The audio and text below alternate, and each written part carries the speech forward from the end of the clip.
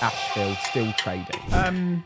Asheville Aggregates. Asheville went Asheville down. Commercials enter administration. Google's new AI response to that ceased operations immediately. The accuracy of the statement. Well, Daniel from Asheville. my name is Daniel Ashville.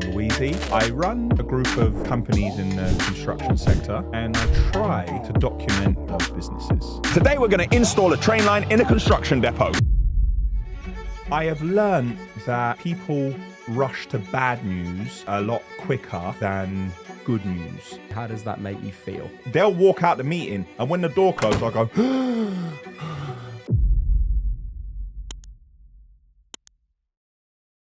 Daniel, you're clearly a man that loves a converted vehicle, so today I thought I'd bring my Road to Success van studio into your yard and put you in it. So thank you for giving me your time. What do you think of the van?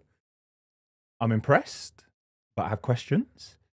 I'm not going to touch anything because I've generally got mud or dust on me and, you know, I've probably left a trail of stones along the floor in here like Andy Dufresne emptying his pants in the Shawshank Redemption. But I like it. I very much like it. And it gives me the ability to come into your world, a world that many people that have watched and followed you over the years have come into from probably different points, whether it be property development, construction, the aggregate side of the business, just you and your personality.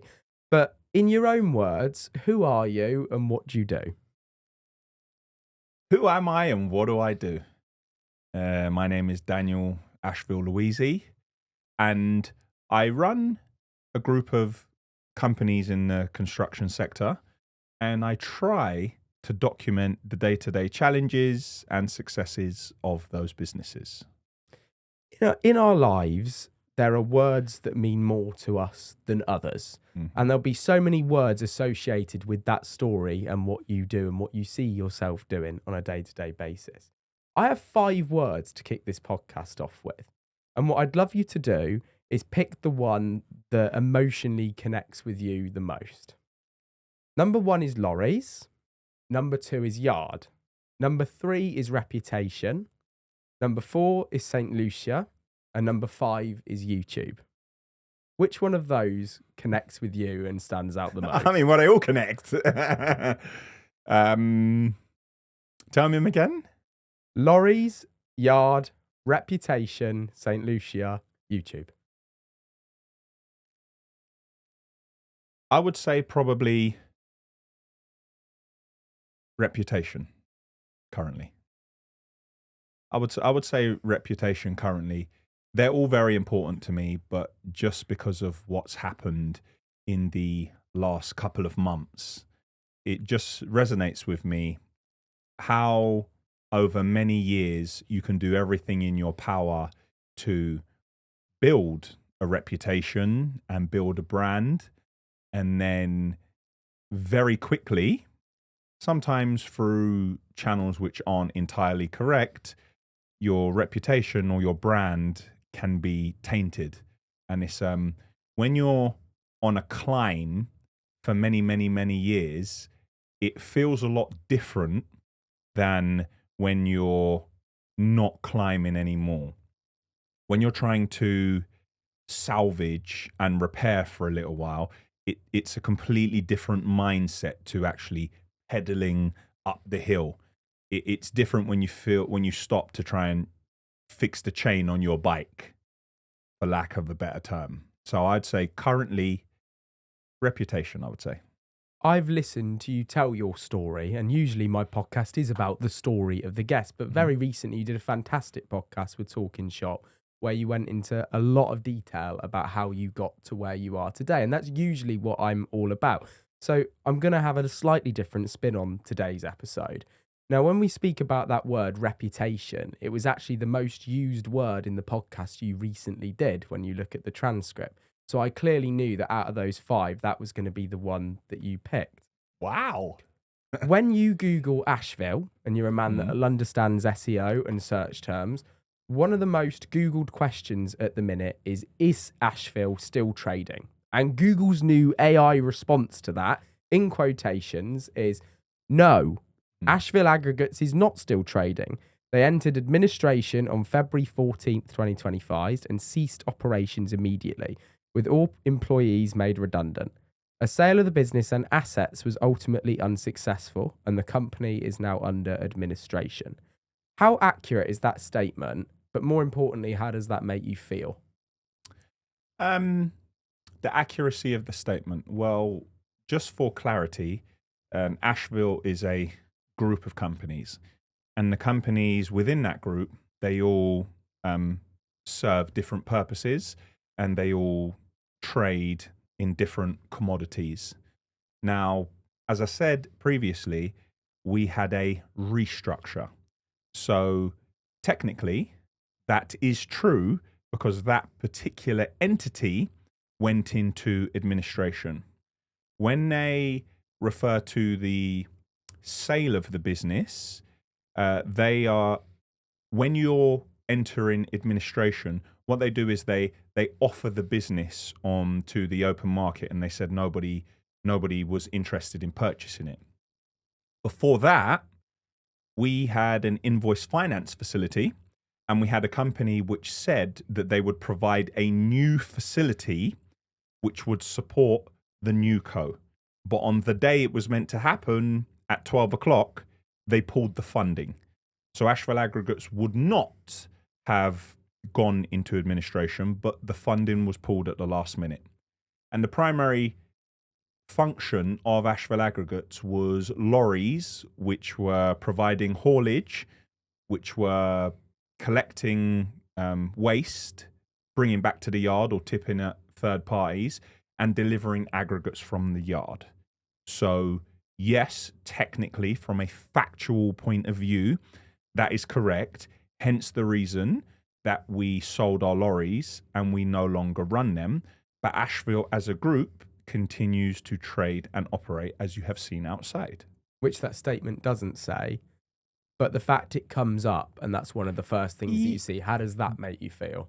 I have learned that people rush to bad news a lot quicker than good news.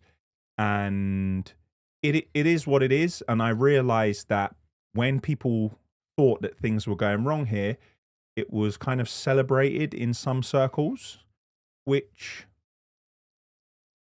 in the beginning, like it really bothers you, like you feel it. But then I have to understand, and I've learned to understand, that I've seen it happen in the past where people talk about it, but I am to blame as well because I put it all out there on YouTube. If I didn't share my story on YouTube, people wouldn't, they wouldn't have shared it as much, because there are some companies and publications within the construction sector that just keep posting it and keep posting it and keep posting it. It's not personal. They want people to click. I get it. And people will click on it. But the more they click on it, the more it comes up on our Google searches. Now, I am not really bothered about Google because people who work with us, they work with us anyway. And the work that we're doing in the yard, importing non-hazardous material, loading it onto trains, importing primary material, crushing, screening, taking in screenable material, creating recycled material. All of those transactions are business to business, and we know all of those people. So most of those people would have never even gone on Google and searched Asheville, and they're not interested in what people are saying on the internet. And most of them, they've never even watched our YouTube channel, and they have no interest whatsoever on what I'm doing in Asheville Weekly on a Sunday morning. So it doesn't actually affect business. And in construction is as normal, because the majority of the builds we do are for wealthy individuals in prime postcodes, and we do a lot of work with entertainers and with athletes. So once again, that doesn't bother them either. Like, I'm not going to say names, but like I get DMs from football players to say, look, I'm gonna be buying the house, like the house where I'm gonna live. When would you be available? So we have reputation again. We have a reputation in that sector that people will call me, and we are the go-to. which is amazing because when you spoke about reputation at the beginning of your story, or looking back at the beginning of your story, it was all about the image, the picture, what you look like on Google, trying to make the company look 10 times bigger than it was in the days where you're climbing up that ladder at the beginning. But it actually shows, if you think about it, how valuable that was, because when that runs out and it almost is working negatively, all those hours still aren't gone to waste and lost, are they? No, I definitely wouldn't say they've gone to waste, because putting the story out there, and I think it's really important that some of the people we deal with, they can see my resume, that they can clearly see it. Like, I didn't just appear yesterday. People can see my resume, they can see the direction I'm going in. And even when things seem to be at their worst or I'm down in the dumps, I'm not hiding, am I? Like, I'm here. If there's a problem, I'm here to face the problem, and I'm always finding a solution and a way to work around it. And like you say, the importance of reputation, it works both ways, because I've said it before, I wouldn't say I'm necessarily the best pounds and pence man. I've made some decisions in my business life which were more suited to growing the brand than the bottom line. So rather than, right, we can make X, I've often spent money within the business to grow the brand and made decisions that somebody who wasn't interested in branding probably wouldn't have made those decisions. But I guess that's my overcompensation and my insecurities in business from years ago, trying to prove a point. Guys, if you're enjoying this podcast and me spilling out my guts, remember to subscribe to Ben's podcast. The man is driven all the way to the yard in his lovely fitted out van, which I appreciate massively. Make sure you like and subscribe to Road to Success. It's that little bit of the mind that when you speak, you're almost military in, like the fact that you're really logical and really sort of statistical. But that sounds like that part of the mind that just occasionally makes an emotional based decision. But what you've given there is some context. And I think the word context is as important as the word reputation sometimes, because, as you mentioned, you post a video like the end of an era, it's negative news, twice as many views, etc. Do you know what would have helped? If people actually listened to what I said. Which is context. So I want to go back to something you said a minute ago, because to business owners that soak up business information, a lot of your friends, a lot of your contact book, a lot of your phone, we know many of those faces. They speak in your language in terms of business. They understand what a group of companies means. But you've got a lot of different audience members from a lot of different places, and especially a lot of different places around the world too, where businesses operate differently. So for context, when you say group, what does Asheville look like now? How is that group A there? What is the circles that make it up around it? Well, there is a holding company, and within the holding company, there are a few other companies, and one holds the assets. So there aren't trucks there anymore, which is one of the reasons why, two reasons. When we went through the administration, Asheville Aggregates didn't actually own anything. The vehicles were owned by a separate entity. And I've spoken a lot about finance in the past and having finance around your eyeballs and paying off lorries over time. But the fact that the lorries were on finance meant that they couldn't be taken under any administration because they owe money. So therefore, you're running the lorries and you're operating them and you're paying the finance monthly till you pay them off. But because a lot of them weren't paid off, the administrator, they can't go into any sale. So that's why we were able to do a controlled sale and let the air out of the tires slowly, as per se. It was very controlled to ensure that all of those funders received all of their money back, because it's very important to keep your relationship with your funders. The Invoice finance company who used to provide the facility in Asheville Aggregates, they've been paid back their money. All the funders with the lorries, they've been paid back their money as well. And just explain what invoice financing is for someone that doesn't know in the shortest possible words. The first thing I'm going to say about invoice finance is be very careful. That's the first thing I'm going to say. invoice finance is a way of managing your cash flow to help you trade like a cash business. So if you imagine you go to a car wash, you wash your car, you pay for the car wash, they have money coming in every day and they have money going out. They're a cash business. I don't mean physical cash. I mean, they have payments. Yep. Or somebody is paying with debit cards. There's no credit accounts. So what invoice finance enables you to do, if I generate an invoice for you for £100, I provide that, I sell my ledger to the invoice finance company and your invoice goes to them. They pay me £85 or £90 and now you owe the £100 to them and you pay for the privilege of having that service.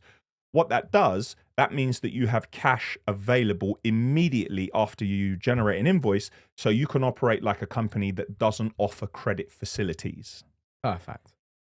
But the issue with that is if you have credit accounts with people and they are billing you after 30 days, after 60 days, if you are at a point where you are flat out busy and you're taking material, imagine I have to collect material from elsewhere or I've ordered 5 trains.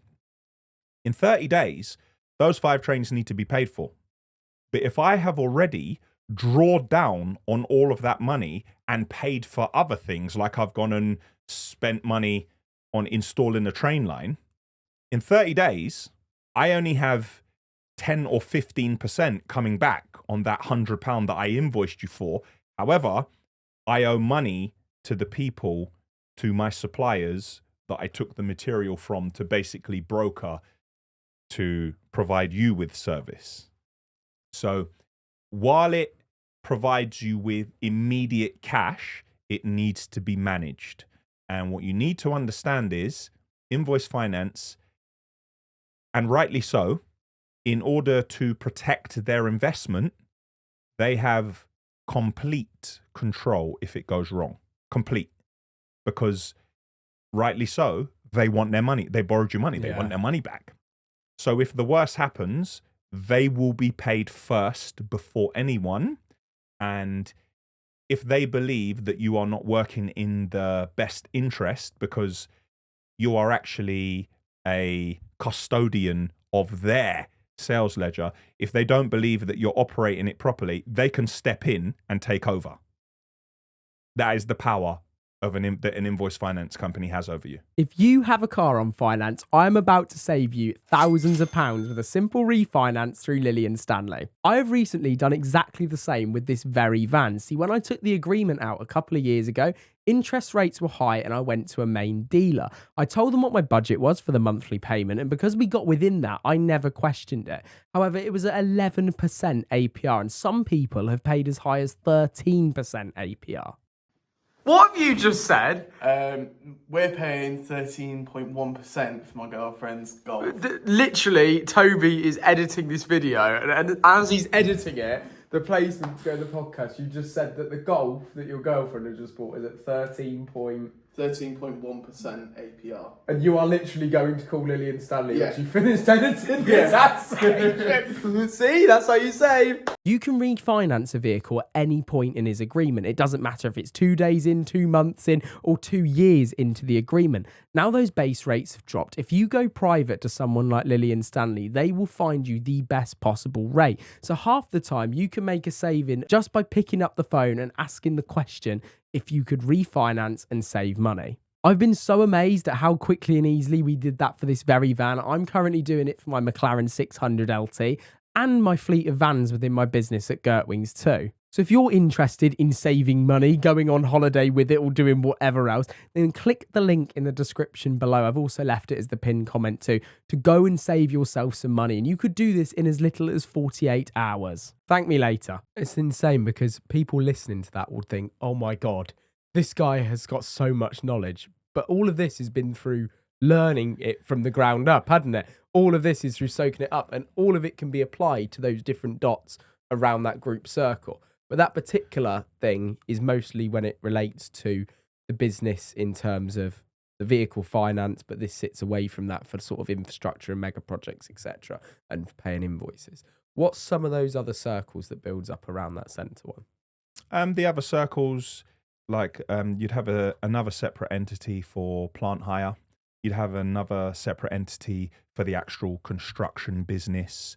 So you'd separate it, and you'd keep all of your assets and the items you earn. You'd keep those separate in a separate entity, and you would then lease those vehicles, or you would lease the plant to a separate operating company, and you would have paperwork between the two of them, and your operator's license, you would have it in one, and your insurance would be within the company that was operating the vehicles. It's the same thing as if I rented a lorry off you. I would then put it on my own license and then insure it. And did you do all of this from the very beginning? Did you figure this out? From the very beginning. But when I did it, a lot of people said I was mad. What are you doing? Like, you've got like 3 lorries. Like, what you do? What's all this nonsense? Like, I copyrighted the Asheville name and everything. I paid for copyrights and all sorts. And like, you've got 2 lorries, mate. Like, what are you doing all of this for? So I did it very early, to the point where I did it so early that people were very surprised when they were like, well, how is this done? And there's the paperwork. There's every registration of every lorry. This is the paperwork. This is the day it was signed. And I did it so much that it all became second nature, and I could explain it at the drop of a hat, and I could just go onto our cloud and provide all the paperwork to anybody who asked a question, as opposed to running around scrambling, doing everything like as a reaction. How had you figured out to do that? What was the internal or external voice that someone that's built everything from the ground up, how did you know how to do that rather than just 100 mile an hour past it and we'll figure it out and sort it out later? Because I had a friend who ran lorries, and unfortunately, he had a driver go out, and the driver was involved in a very, very bad accident. And he was going to lose his business. And I was thinking, how do I protect what's going on here? And I'm trying to remember what film I was watching. I was watching a film, and I picked it up from a film. I picked up a lot from movies, which makes me sound like a bit of a donut because when I was a lot younger, how do I say this? I grew up with just my mum, so I used to try to I found influences from other places that maybe I shouldn't have necessarily found the influences from, and I believe I saw it in a movie. No, I saw it in a documentary. I saw it in a documentary of like a Warren Buffett or something like that. And I saw that this is how they structured it. So I used to watch a lot of films on business because who am I going to ask? Like, who would I ask to help me with? I can't ask my mum. My mum's a civil servant. She's worked for the government for 41 years tomorrow, actually. And who would I ask? Who would help me? Why would somebody tell me about business? Why would they help me? For what reason? What, so I can grow a business to challenge them? They're not going to do that. So I had to make it up as I went along and watch documentaries and Google stuff. And where did the want come from to do that? Because usually people tend to think of business owners and they look for the business owner behind it. And in my story, that's very easily to do because my dad owned a business and I very much have his entrepreneurial roots. Did yours start from work ethic rather than business, from everything that your mum did for you? Is that how you developed such a hard work ethic that you became a businessman? It came from my mum. I used to remember my mum, being in the UK but in the winter by 3:30 it's dark. So when I was old enough to go home by myself after school, I'd get home and I'd hear my mum open the door and I'd run to the door. And I used to always remember my mum's hands. My mum don't deadlift, she don't train. But my mum had savage calluses on her hands from carrying shopping bags and walking with shopping bags. And what my mum used to do is we used to go Harrods, and she used to buy the Harrods bag. You know, the proper Harrods bag that like rich people styly. Green gold. That's the one. So my mum would go to M&S or Tesco but then she'd put our shopping in the Harrods bag so we're not walking up and down with scandal bags.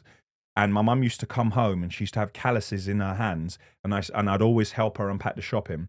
And my mum used to keep saying, you don't want to be like me when you grow up. You don't want to be struggling like me. You don't want to be doing this. You don't want to be in the rain, like carrying a bag and an umbrella, and you want to work and do something for yourself. Do not repeat my cycle. I'm not doing this for you to follow in my footsteps. My mum constantly told me that when I was young. And my mum also, when my mum's friends would come over, I'd play with my Lego on the floor, moving it around, and I'd pretend like I'm not listening, because in St. Lucian culture, you must not interfere with big people's business. Like, when adults are talking, you have to be quiet because you're a child. But I was listening, and I used to listen and listen and listen. And then my mum's friends would go, and my mum would say, "Come here." My mum would say, "Did you hear that?" And I say, "No." My mum would say, "Did you hear that?" I said, "Well, yeah, I heard a little bit." And she'd say, "See that? That there cannot happen to you. You cannot let that happen to you." And then my mum, a bit like Forrest Gump, my mum always had a way of explaining things so I would understand. So she'd take a situation that an adult had, and she'd explain it in a way that I would understand, and why I can't let that happen to me, and what the consequences of that would be. But it's funny how I can draw similarities from your mum placing the shopping in the Harrods bag to you when you first started your business, making a website and imagery and pictures for something that was doing garage transformations. It's amazing what we take from our earliest years, and that sort of structure of the initial thing applies to something else. Did your mum do that because of reputation? It's a good question. I think my mum more did it at the time because we had no help, because my family was in St. Lucia. And you just said something there that made me think. People say, "Why did you get up so early in the morning?" I remember my mum, because she used to do cleaning jobs after she did her normal day-to-day, she would get up early and wash all the clothes. 'Cause it was very reputation. It was very important. My mum, when I was going to school, my mum would stick like her finger inside my shirt and pull it and say, like, one shirt a day. Like, my uniform had to be spotless. Like, none of the other kids had to polish their shoes. I had to polish my shoes. I used to hate it. I had to iron my clothes. Like, my mum used to treat, I'm going to school. Like, I'm in secondary school and in primary school. My mum's treating me like I'm going to a job in the city. Like, everything had to be like completely pressed. And I never came home like that, because I'd be skidding on my knees in the playground. All the I's and the T's crossed. Yeah. To the point where on the first day, all the kids were turning up with all them Russell Athletic backpacks, and I turned up with some suitcase, like a satchel. Like, that's going to make my grades better. Like, and I've gone home and I said, "Look, Mum, I can't be doing this with this suitcase, man. Like the kid, they're murdering me. Like, I need a bag, like Nike, anything. Like, I can't be doing, like, this briefcase. I promise I'm going to study." So that was... And the in-betweeners wasn't a thing by then. Oh, mate, it wasn't. So it's that's been in me from young. So my mum was always... It's always about the present. It's always about your presentation and your manners. And she sounds like someone who plans and has a clear roadmap and a picture in front of her as well. And again, it's funny how you can draw down that structure and apply it into the brain that we see in front of us in terms of media, that planning, that what comes next. But something I'm really fascinated about with you is we've opened up by talking about potentially the toughest challenge you've ever been through in your career. And it's not easy, you know, that 1% of the things that you've spoke about is enough to break a lot of people. And I tend to think about breaking mentality and us crumbling as people with like water in a bottle. And like most of us, we fill a glass up to here. But there's a point that you just keep loading it on that the glass just tips over and goes over the edge. How do you cope? Like, how do you have that military mindset to cope and just keep going when you're in the trenches so deep? Is it because you're excited about the opportunity that lies in front still, just that little bit? I am now, but not at the time. On the time, I'll be honest, at the time,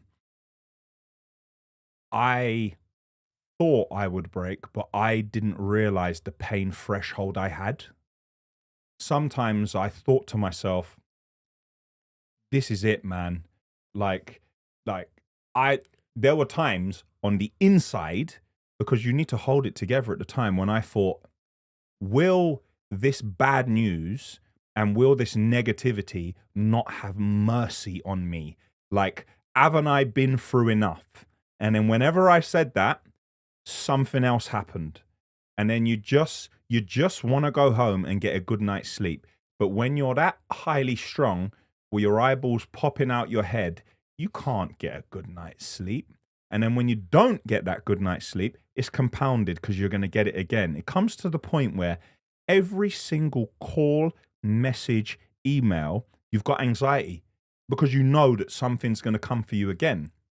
And then with the reputation, when all of that's getting piled on you, that's when they come for you. Probably not intentionally. That's just the way of the world, and that's just how energy works. But I think I learned a lot about myself, and many times I thought, like, this is it for me. Like, I'm talking like some different kind of chest pains. I used to be in meetings and people would say things and things would happen. I'm fully blacked out. Like, I don't even know what's going on. Like, I have no idea what they're talking about in the meeting. And my blood pressure in my body is all over the place. My heart is beating out my chest. And I'm like, yes, okay. And they'll walk out the meeting, and when the door closes, I go, but you have to hold it together, because if people see that holding it together at that time, that keeps the walls from the door. Because you falling apart, the sharks will smell the blood in the water. You might not be able to move forward, but if you just hold it together, at some point it will stop. But I remember thinking every day, right, this has got to be it.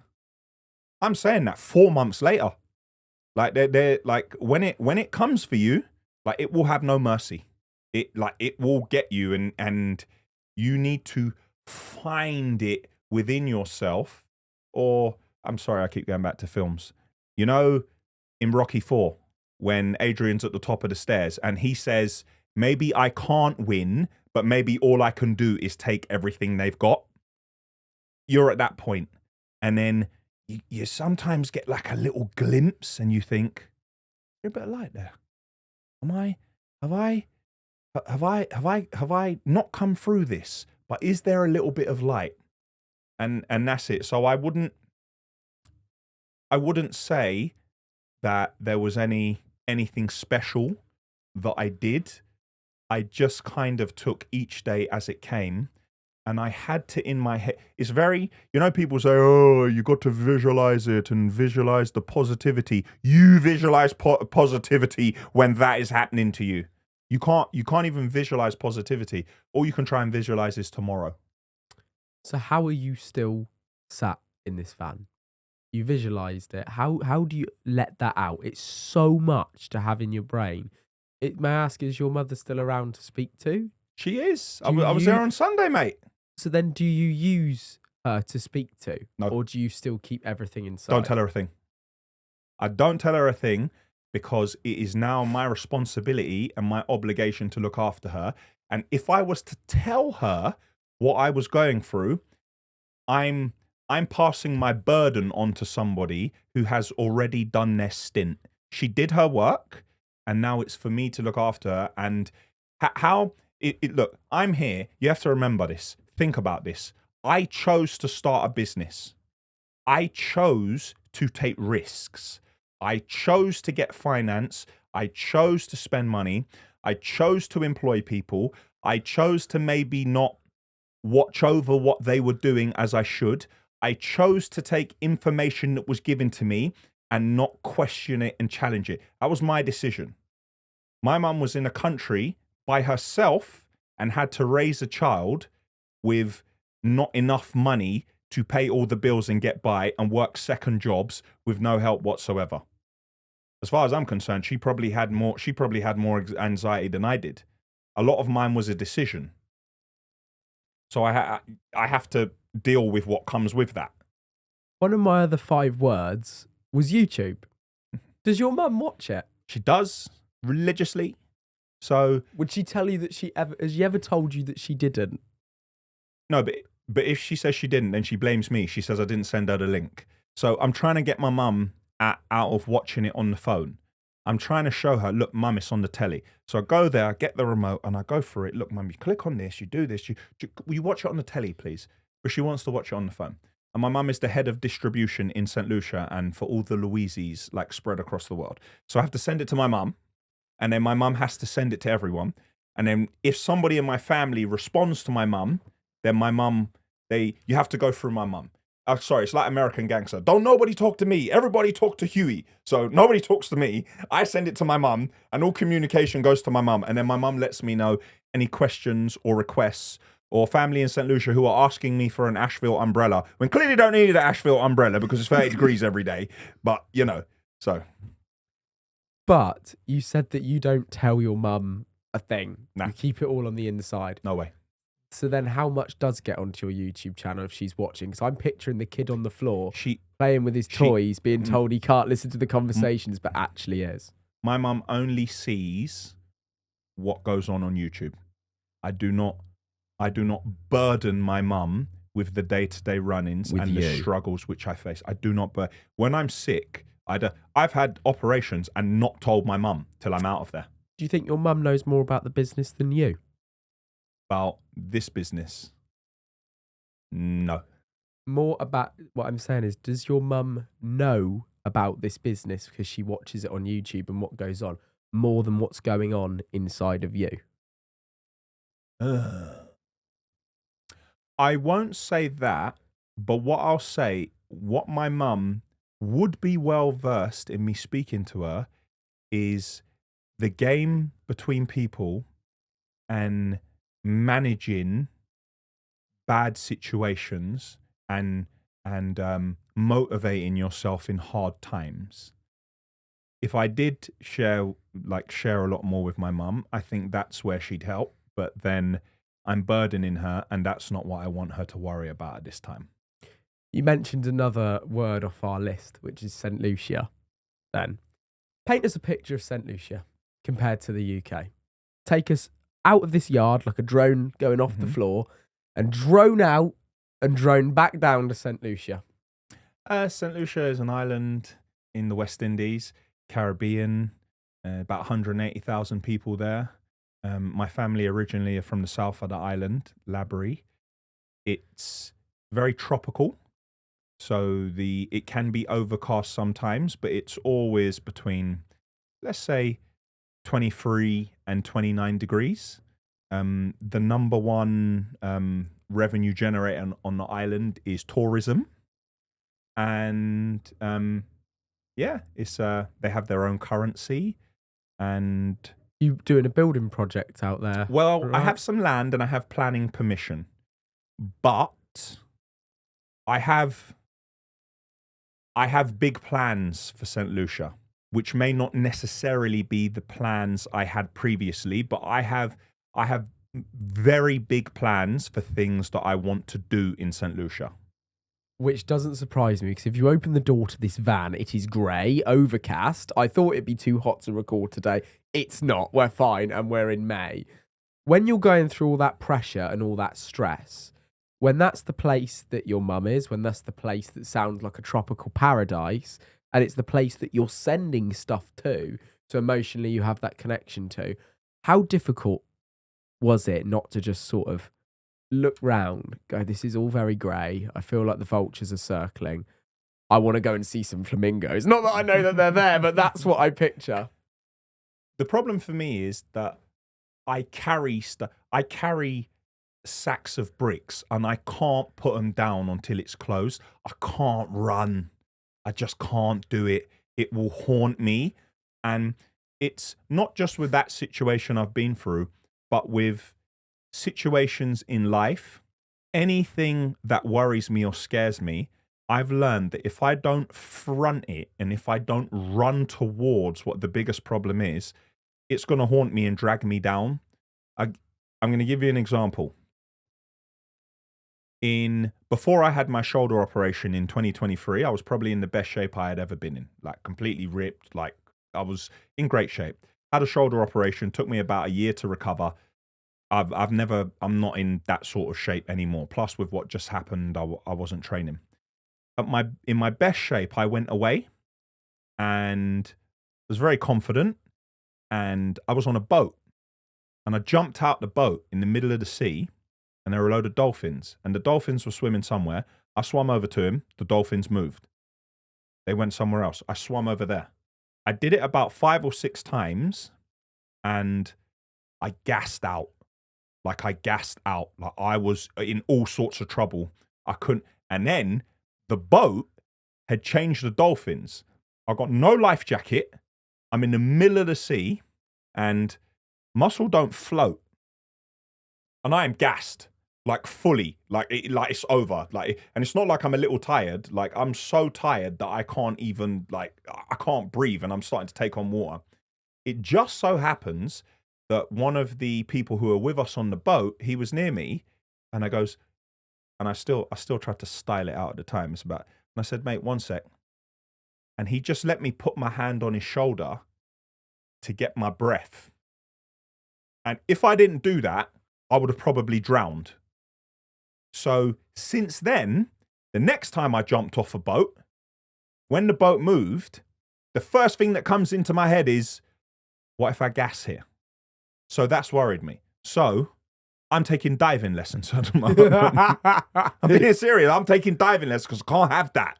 I cannot have that. You can't let it go. No, I can't let it go. Can't do it. I have to face my fears, and I have to overcome them. And I got another one, but I'm trying to work out how to do. When I filmed my TV show on Nat Geo, Building Impossible with Daniel Ashville, there was this part in South Africa when I was in a bridge, and I climbed down in this there was no space, and I was completely fine. The confined spaces didn't bother me. They've never bothered me. I had an MRI when I got back, and I was lying in this MRI machine, and my nose was touching it. And I don't know what happened. An idea came into my head. What if I can't get out? I don't know how that element of doubt is a terrible thing. So I've started to try and bench press this MRI off me, and all sorts of bells have gone off. The nurse is saying, calm down, get him out of there. So now all of a sudden, I've got this thing in my head about confined spaces. So now I need to tackle that. Because what happens when I'm in a confined space next time? So I just don't know how I'm going to approach that one. But I'm doing my diving lessons, so to help me to overcome. Because like most things, it is in your mind. It is 100% in your head. So I have to find a way to overcome. How are you overcoming the vultures, the situation with what happened in the course of Asheville Aggregates and the lorries? I've had to really say to myself, do you know what? It is what it is, and I don't care. If people want to circle and people want to say bad things, people are entitled to have opinions, so be it. And the vultures, they can only do what I allow them to do. And while they can go around saying whatever they would like to say, they are just words. And I'm not anywhere on any type of scale near big business owners like your Richard Bransons and stuff like that. They have all been through things like this. And I've realized through everything that's happened lately that, firstly, no business lasts forever. None. Your business could last for 300 years. It may be acquired by another business. The business may change. No business lasts forever. And a business failing is not the end. You're still alive. You're still breathing. And these things happen all the time. I accept it. Like, so what? Do you think I know about some of the vultures and some of the larger companies? when you research it, someone had something 10 years ago, someone had something 15 years ago. No one talks about that. So a business not succeeding, it is not life and death. And there is more to, as long as you have your health and you have the experience, what you gained from it, you can find a way to navigate your way through. And here's what I have to accept. If I'm not doing something anymore, would I have wanted to do that forever anyway? What's the difference? You go through a process and you no longer do it. But would I have cared if I would have sold all of them anyway and said, I don't want to do that, it's too much liability? I wouldn't care.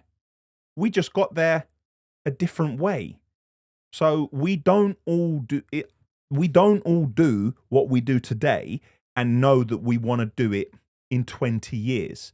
And sometimes something that we loved in the past, we may still like it, but we don't love it anymore like we did before. Because when you want to get into a business line or you want to do something, I didn't really know anything about it when I got into it, and then I learned it. And sometimes when you learn about a business line, you don't even like it or the liability that's attached to it. How much more successful could you have been monetary-wise if you'd have pursued opportunity within the building trade outside your passion? Do you feel you've let go of certain opportunities because they're not exciting enough? It's not what you want to do. It's not part of your vision. It's not part of your plan. What I would say is, have I lost opportunities? I would say, I wouldn't say I've lost opportunities, but I would say I now look at everything through a tinted lens, because I'm not saying I know it all, but I look at some opportunities and all I see is the liability associated with it, and I see the infrastructure. Give an example, my construction firm, for years and years and years, I just grew it and grew it and grew it and grew it and grew my construction firm to the point where I had someone in procurement, I had a QS, I had all of these things. The business grew, and then there were so many more people and the business was so much bigger. But then all I did was go around managing loads of people and checking the work they did. And then I found that bigger isn't necessarily better. You grow a business and you start to work with developers who are trying to screw you to the floor on all the prices because they don't want you to make a living, because they have to try to make money. They're a developer. And you end up having, I nearly had 40 full-time tradesmen working for me at one time, 10 people in an office, taking on all these build jobs. For what? Why take on a build job to make 2 or 3%? Why? For what? If you're Balfour Beatty and you're taking on £1 billion build of a tunnel and you're making 4%, no problem. But if you're going around doing houses for developers, making 3 or 4%, and somebody makes a mistake on the job and you don't make no money, why are you doing like for what? My favourite saying, which does come from my dad, and it's funny, he used to say it all the time and it only meant something once he was gone to me, applies so well to this, which is turnover vanity, profit sanity, cash is king. Do you have a favourite saying that keeps you going for your business? One of my new sayings, and I got it off a friend of mine, is that profit is opinion, cash at bank is fact. People, I hear that, yeah, made this much profit in this, and then I look at paperwork and be like, what profit? I didn't make any profit. Yeah, we made profit, we did this. No, we didn't. What are these numbers here? Move these numbers back here. Move that there. Why have we moved this to this company in the group? Why have we done this? What's this circle? Follow the money moving. Profit is opinion, because sometimes people produce paperwork and accounts because they have a different motivation. We need to do this to continue with funding, or we're doing this because we need larger accounts, or these costs from this year, we'll move them into next year. So we've made profit this year so we can get funding for X. Or we're in the middle of an acquisition and we need our books to look good. But the cash in your bank is facts. And is that the reason why our first 2 things on our list of 5 words, lorries and yard, there's been a lot of change in the last period of time? Yes, 100%. For me, I I used to love lorries, but it's one thing playing with them on your living room floor and having models of them, and it's another thing with the cost of lorries rising. If you got a price for a new tipper now, the cost of lorries rising, the price of insurance rising, the price of drivers' wages going up, diesel going up, and the price of the job is going down, and the liability associated with it, and the lack of control. There is not a lot you can do once that lorry is out on the road. There's not a lot you can do. What did discovering YouTube do to your life? To impact it for the better and for worse?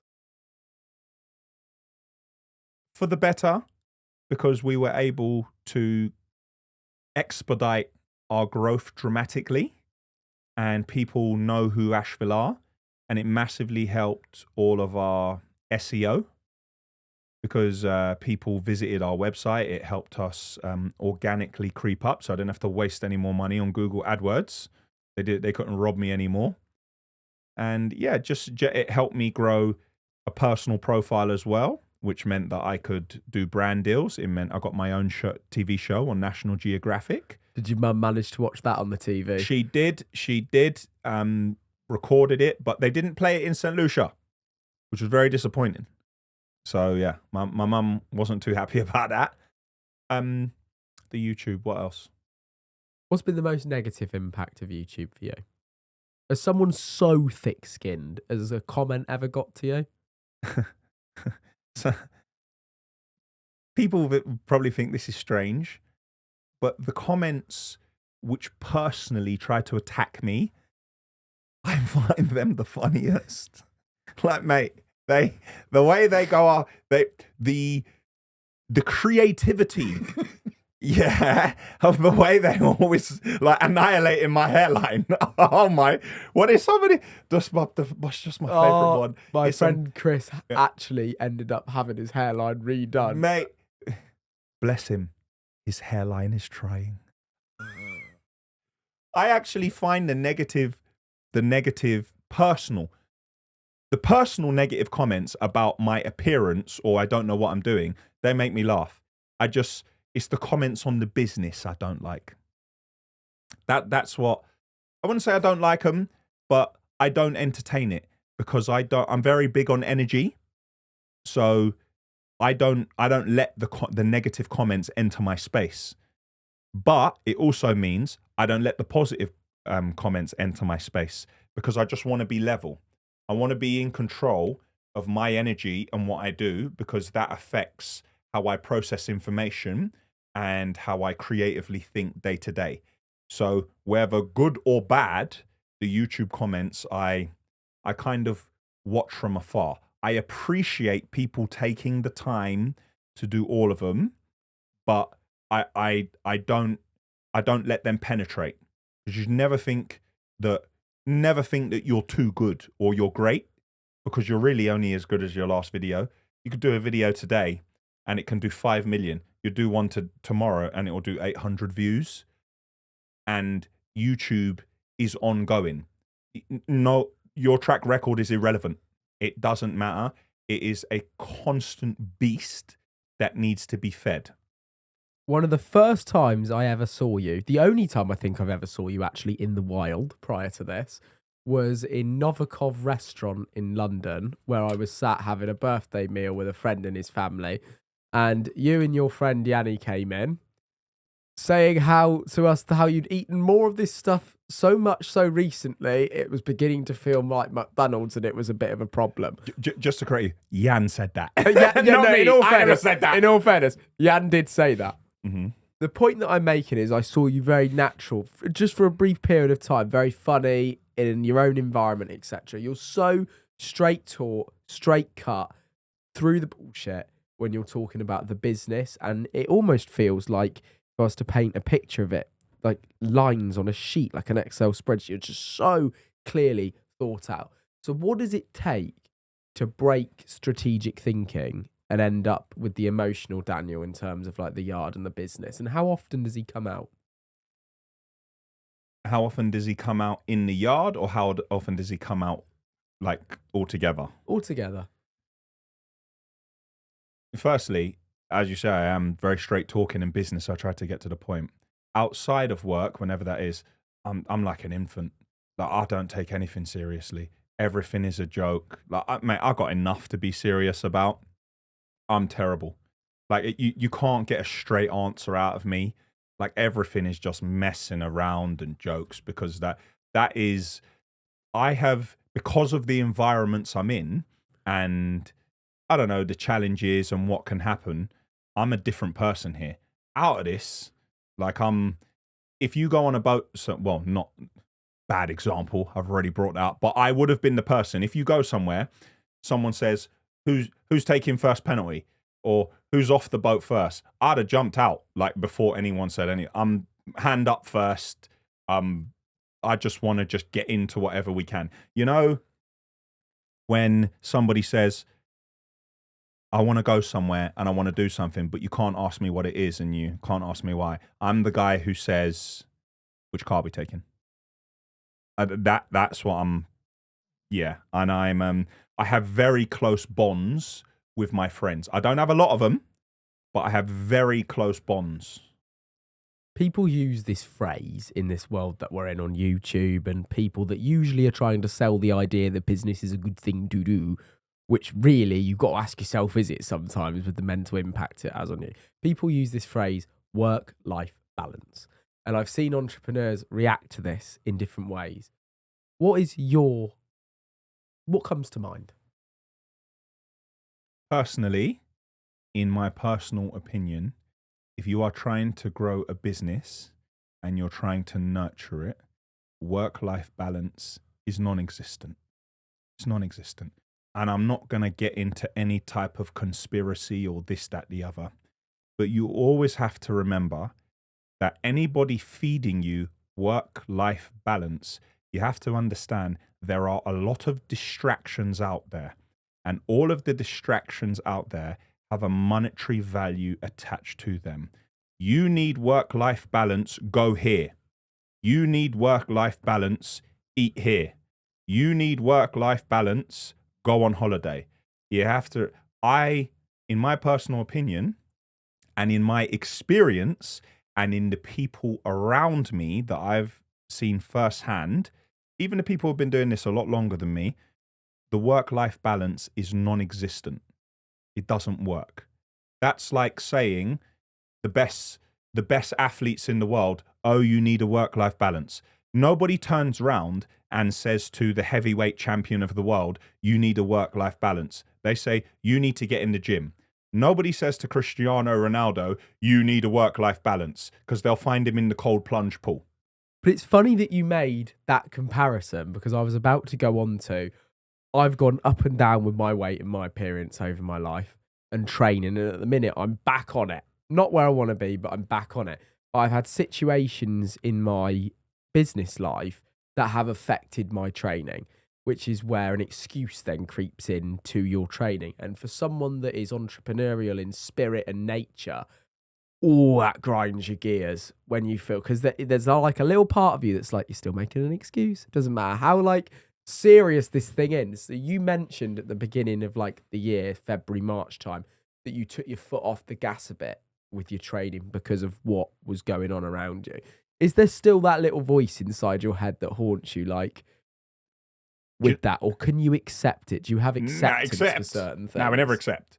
The problem is, when you've been in good shape once, in your head, you think that everybody expects you to be in that shape. So reputation.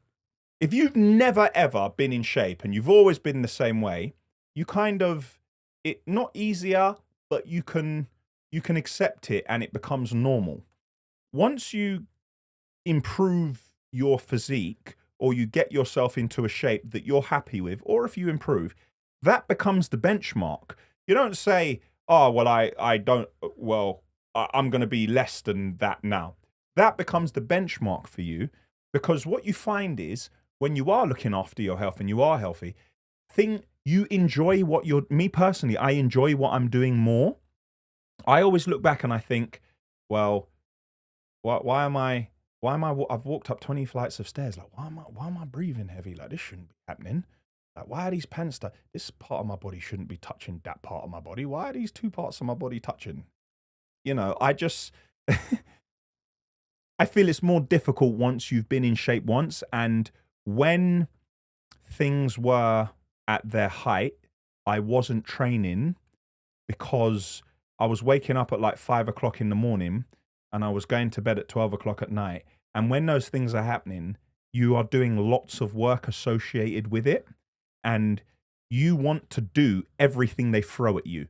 So whatever they throw at you, whatever paperwork, whatever you need to provide, you want to accommodate and produce it immediately, because that also keeps the wolves from the door. If you're seen to not play ball or not be responsive, somebody can step in and take over. When you keep control, you are in a better position. So you often have to jump through hoops. And at that point, I couldn't train. And I comfort eat. So then when I'm not training, then I just start eating loads of rubbish, because everyone has a vice. Some people, unfortunately, have alcohol. Some people have drugs. Some people gamble. So everyone has a vice. Mine is sugar. So they do these, like at Costco, they do these chocolate Brazil nuts. I'll just eat the whole bag. I can't do it, man. I swear to you. Do you feel guilty afterwards? Oh yeah, I rock myself to sleep, like hugging my knees. I do, and then I wake up the next morning. I'm like, oh, and once again, it all compounds. You add that to the vultures and administrators and the problems, and it all compounds, and it does this. It spirals down. But something I really want to ask is the top comment on your video that went out, you know, the one we're talking about, was how proud your audience were that you had found work for those 40 lorry drivers that you had, that you'd done that beforehand. So you clearly care about people. But is to like the wider audience that are kind of getting an understanding of some of the real big challenges that go on mentally in someone's head with running a business, do you find yourself a bit of a control freak? And do you also find yourself extremely cynical of people because of how you've been treated? Yeah, firstly, with the drivers, fortunately, I was able to do that because I know all the other companies around here. And for anybody watching Asheville Weekly, some of the lads actually come in here now, like working at the new companies. Like the lads who were working here, they come in here now. I do care about people, but I will be honest, that has always backfired on me. And I've been told, there used to be a guy called Terry who worked here. And Terry always used to tell me that I was too soft. It backfires. And people say you're too soft.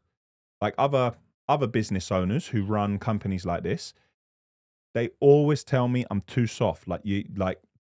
And there's other people who run other companies and they are miserable. When I tell you these people are miserable.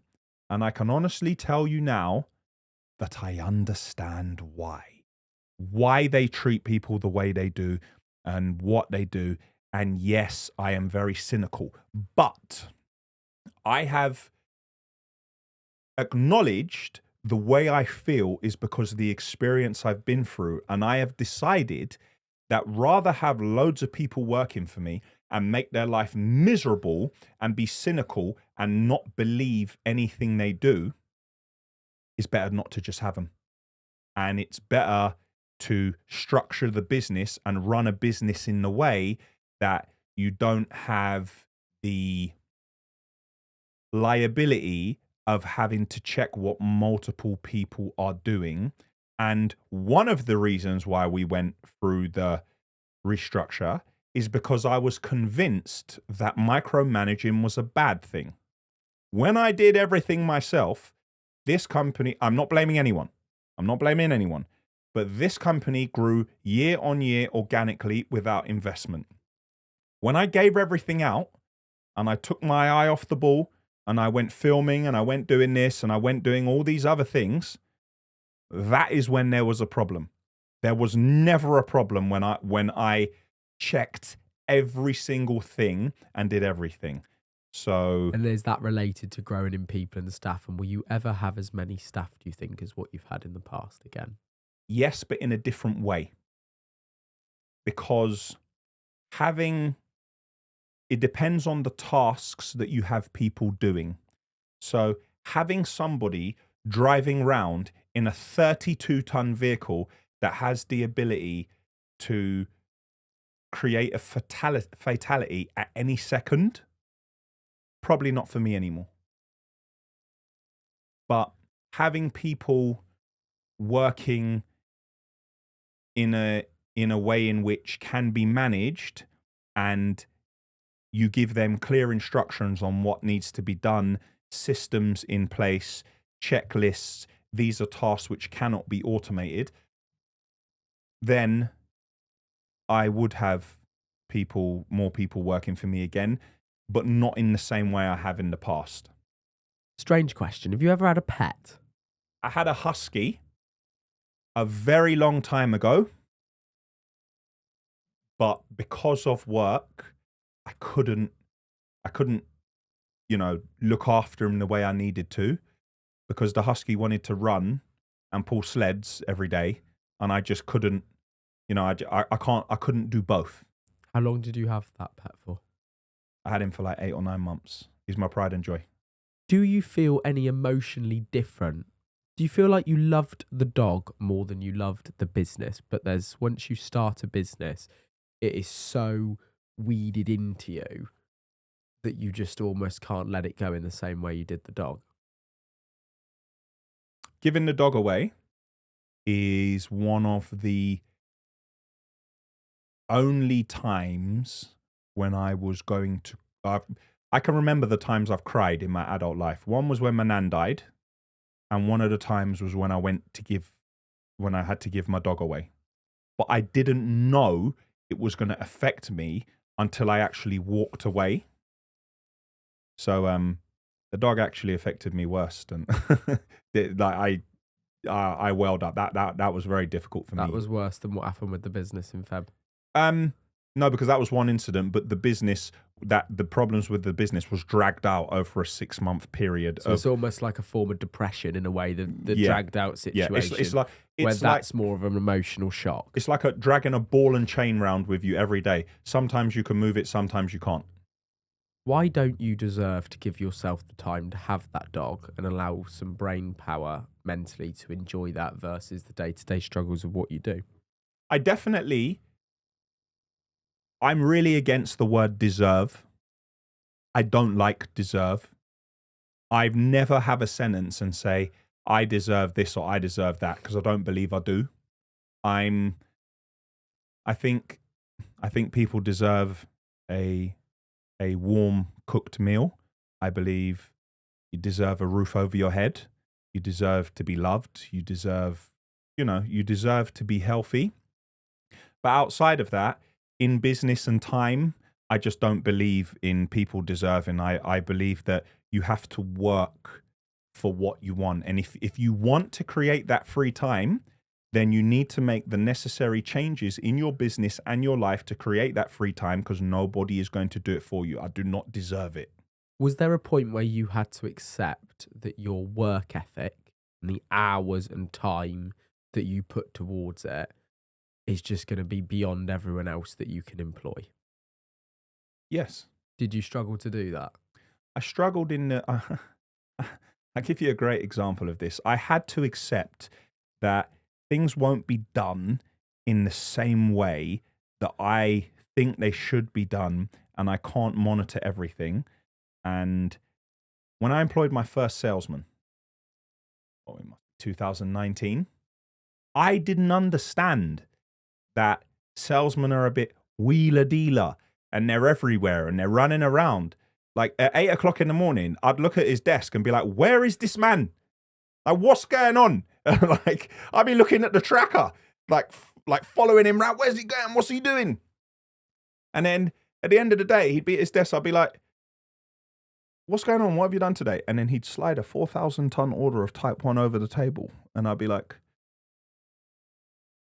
speak to you tomorrow. So, but at the time, I'd never had a salesman, so I didn't understand the mentality and how a salesperson operates. And I believe that I scared him off. I still speak to him now, He was a really good salesman. I still speak to him now. He's still within the industry, but he left after 6 months and he went elsewhere. And I probably think that was because I managed him because I didn't understand. Moving forward, I understood like how salespeople operate and what they do to make a sale and the relationships they need to build. So how different, with everything that has occurred in your period of time doing business, and especially in the last 6 to 12 months, how different is your dream to what it was 3 years ago? And how often does it change?